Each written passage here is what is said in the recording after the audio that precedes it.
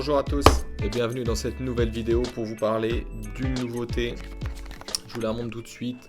C'est la nouvelle G-Shox GA 2100 HD8R. Voilà, exactement. Le nom vous dira rien, à moi non plus, et c'est tant mieux. Je vais vous la montrer tout de suite. Avant tout, voilà, pour ma part, moi je l'ai acheté, c'est pas pour faire de la publicité, mais j'en parle tout de suite. Après, je vous en parle plus, c'est promis, mais je l'ai acheté chez Louis Pion, voilà.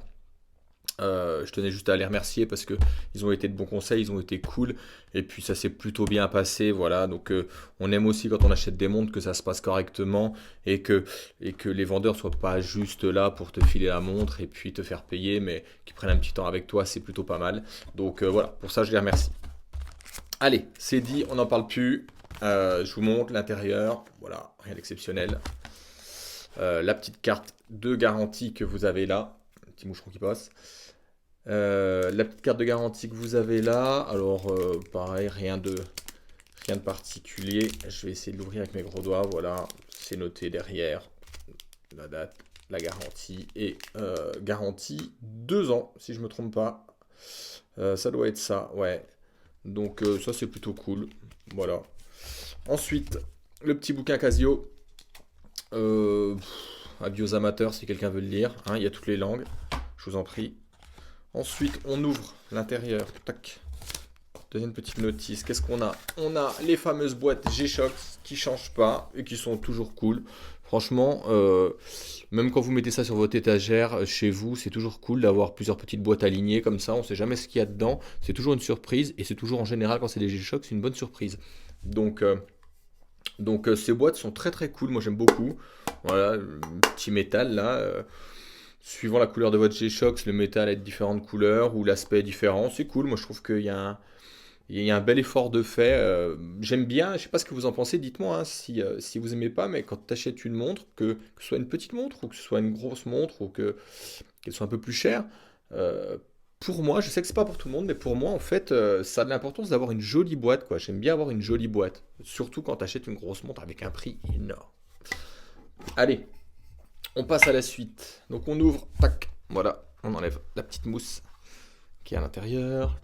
Et voilà le bébé. Je vous la montre dans le bon sens, c'est mieux. Voilà, juste là. J'espère que ce sera pas trop flou. Je vais vous faire des images en même temps là que je commenterai. Euh, c'est la nouvelle. Qu'est-ce qu'elle a de nouveau à part la couleur grise que je crois pas avoir vu déjà sur d'autres modèles. Elle a surtout, en fait, l'intérieur, le blanc à l'intérieur qui n'est pas juste une peinture, qui n'est pas juste un aspect en fait, mais qui est recouvert de matériaux luminescents. Ce qui fait que la nuit, toute votre montre, l'intégralité là de ce boîtier là, vous verrez est complètement luminescent. Là aussi, je vais vous mettre des photos comme ça, vous verrez ce que ça donne. Et ça, en soi, bah pour G-Shock, c'est quand même une révolution parce que jusque-là, tous les index et les aiguilles, c'était pas fou quand même. Franchement, faut dire ce qui est, c'était pas génial. Alors que là, je l'ai testé la nuit, c'est une dinguerie. Vraiment, vous voyez l'intégralité de votre montre. Et ça, c'est cool. Au niveau, il n'y a rien qui change sinon au niveau des fonctions, hein, ça, c'est toujours les mêmes. La petite, tac, je sais pas si vous la voyez, si un petit peu, la petite lumière, toujours très cool. Et en plus, avec le luminescent qu'il y a à l'intérieur, on a des petits reflets violets. Franchement, la lumière, pour une fois, elle a de la gueule. Au niveau du boîtier, ça change pas. Sur ces modèles-là, ça change pas. Voilà, on a toujours la même chose. La boucle, c'est la même.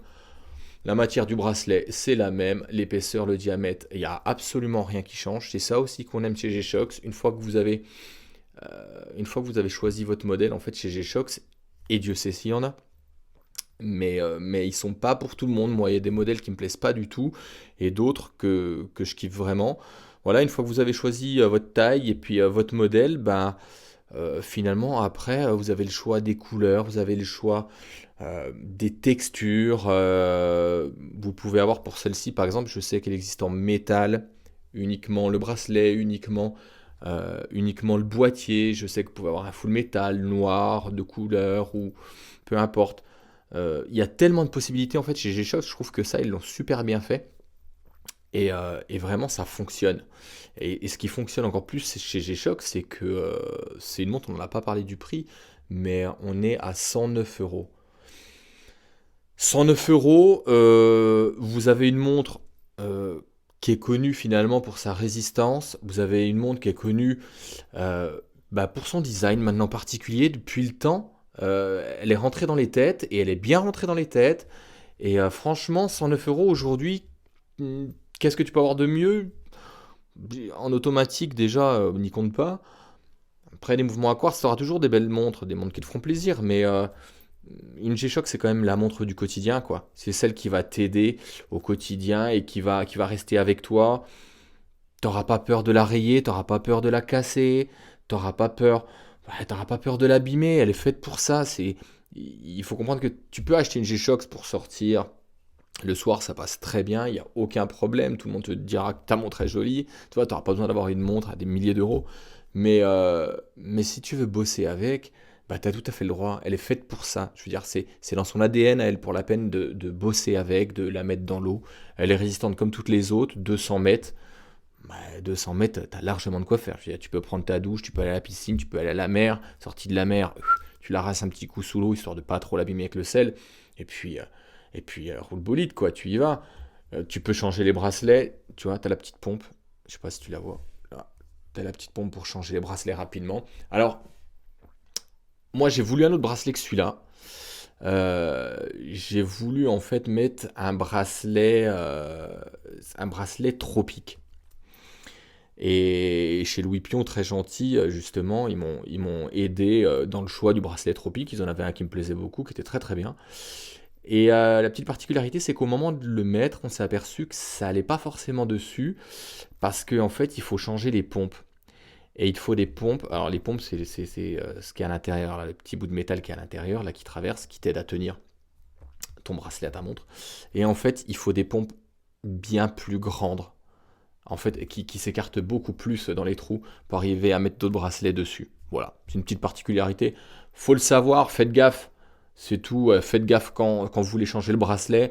Il vaut mieux avoir des pompes un peu plus grandes pour arriver à ce que vos bracelets ne s'arrachent pas. C'est tout.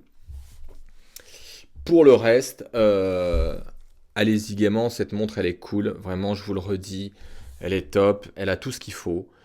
Moi elle m'a fait plaisir, tu vois, j'ai pas besoin d'acheter une grosse montre, ça m'a fait énormément plaisir, et ça me fait énormément plaisir de la porter, et ça me suffit, voilà.